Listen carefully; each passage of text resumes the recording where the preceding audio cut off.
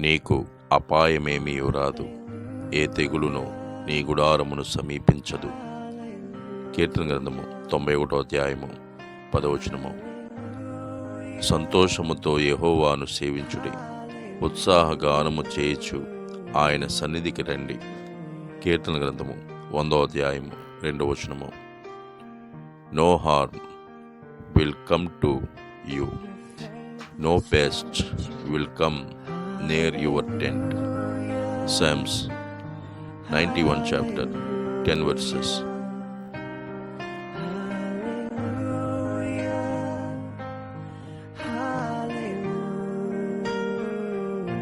భూమిని ఆకాశమును సృజించిన సర్వశక్తి గల దేవ, మీకే వందనాలు, స్తుతులు, స్తోత్రాలు తండ్రి.